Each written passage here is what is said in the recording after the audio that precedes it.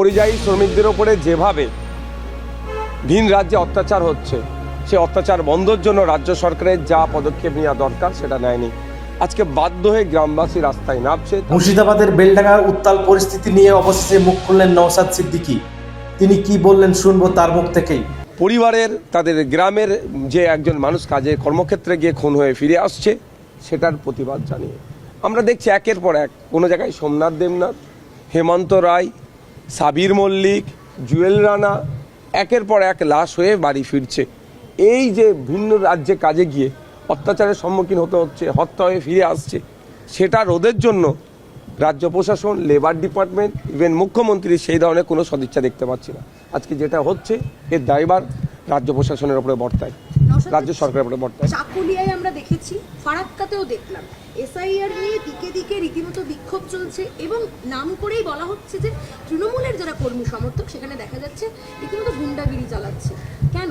দেখুন, এসআইআর এর নামে বর্তমানে যেটা হচ্ছে, হেয়ারিং এর নামে যেভাবে অহেতুক হয়রানি করা হচ্ছে, এর বিরুদ্ধে চরম আমি। কিন্তু একটা জিনিস প্রতিবাদ অবশ্যই করতে হবে, প্রোটেস্ট করতে হবে, অবশ্যই পিসফুলি হওয়া দরকার, শান্তিপূর্ণভাবে প্রতিবাদ করা দরকার।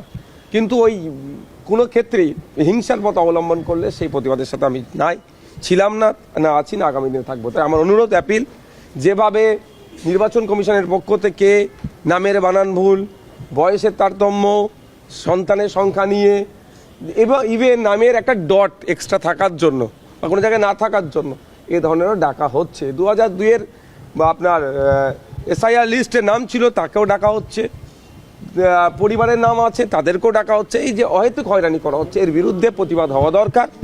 আমিও প্রতিবাদ করছি দিকে দিকে, কিন্তু প্রতিবাদটা অবশ্যই শান্তিপূর্ণ হওয়া দরকার। দেখা যাচ্ছে বিভিন্ন জায়গায় তৃণমূলের যারা কর্মী সমর্থক বা ক্যাডার বাহিনী যাদের বলা হয়ে থাকে, তাদের হাতে পুলিশ মার খাচ্ছে। পুলিশ আজকে তার যে গ্রহণযোগ্যতা সে কত তলানিতে নিয়ে গেছে সেটা দেখুক। কারণ এই পুলিশের একটা অংশ তৃণমূলের সাথে জুড়ে থেকে যেভাবে এই ধরনের তারা বিরোধীদের উপরে আক্রমণ, বিরোধী কন্ট্রোল করার চেষ্টা যখন তাদেরকে সহযোগিতা করেছে, সেই তৃণমূলের নেতারাই আজকে দেখুন পুলিশের উপরে আক্রমণ হচ্ছে। আমরা এই আক্রমণের চরম বিরোধিতা করছি।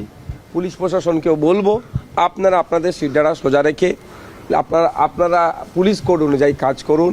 কোনো রাজনৈতিক দলের পক্ষপাতিত্বমূলক আচরণ বা তাদের পক্ষ নেবেন না। সিঙ্গুরে প্রধানমন্ত্রীর জনসভা আর একটা দিন সময় রয়েছে, তো এই যে স্বপ্নভঙ্গ যাদের হয়েছিল, সেই কৃষকরা আশায় আবারও বুক লেগেছেন। তারা বলছেন যে আবারও হয়তো শিল্প আসতে পারে।